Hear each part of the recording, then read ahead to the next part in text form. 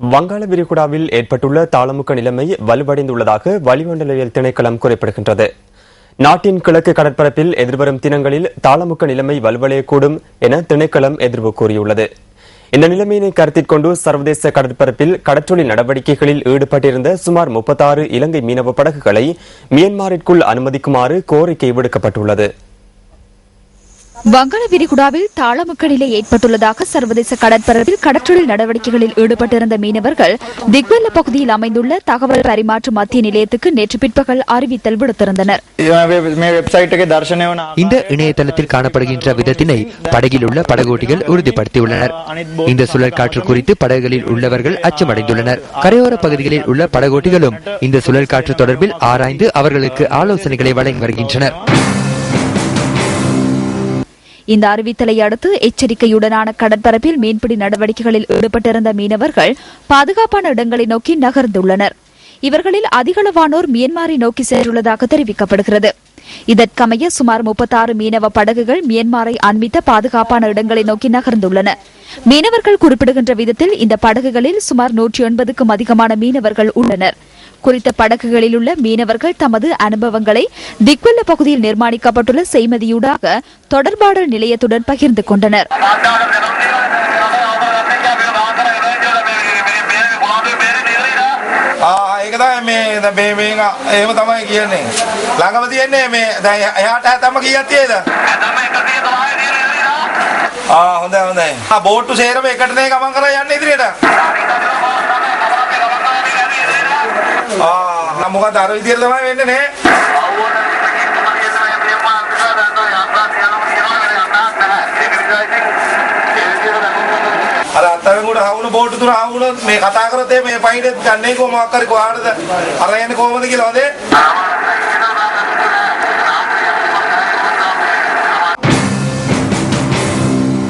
இதேவேளை மியான்மரை நோக்கி பயணித்த 3 படகுகளில் சென்ற மீனவர்கள் அந்நாட்டு கடற்படையினரால் கைது செய்யப்பட்டுள்ளனர்.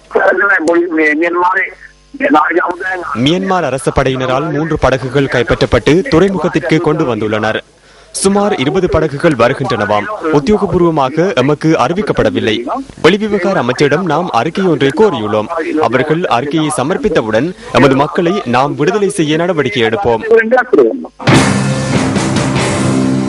இதேவேளை தொடர்ந்தும் கடலில் உள்ள மீனவ படகுகளை மியான்மர் மற்றும் பங்களாதேஷ் ஆகிய நாடுகளுக்குள் அனுமதிக்குமாறு கடற்றொழில் திணைக்களம் அந்நாட்டு அரசாங்கங்களிடம் கோரிக்கை விடுத்துள்ளதாக இன்று பிற்பகல் 2 மணியளவில் தகவல்கள் வெளியாகியிருந்தன.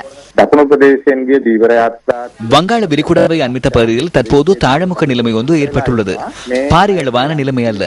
எனினும் தென்பகுதியில் இருந்து சென்ற 30 தொடக்கம் 40 வரையான மீனவ படகுகள் அந்த இடத்தில் கடற்றொழில் நடவடிக்கைகளிலே ஈடுபட்டுள்ளன.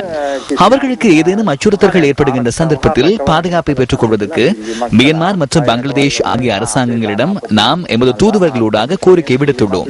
இந்த கோரிக்கைகளை நாம் எமது வெளிவிவகார அமைச்சினூடாக நேற்றைய தினம் விடுத்திருந்தோம். இதேவேளை சுழல் காற்றில் சிக்கொண்டுள்ள இலங்கை மீனவர்கள் குறித்து ஆராய்ந்து பார்க்குமாறு மியான்மர் மற்றும் பங்களாதேஷ் சமுத்திர மீட்பு நடவடிக்கைகளுக்கான இணைப்பு நிலையத்திடம் கோரிக்கை விடுத்துள்ளதாக கடற்படை தெரிவிக்கின்றது.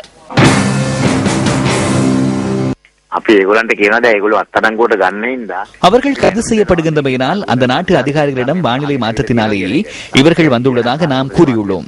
எனினும் அவ்வாறான வானிலை மாற்றம் ஒன்று ஏற்படவில்லை என நேற்று வளிமண்டலவியல் திணைக்களம் குறிப்பிட்டிருந்தது. வளிமண்டலத்தில் மாற்றம் ஒன்று காணப்படுவதாக கூறுகின்றனர்.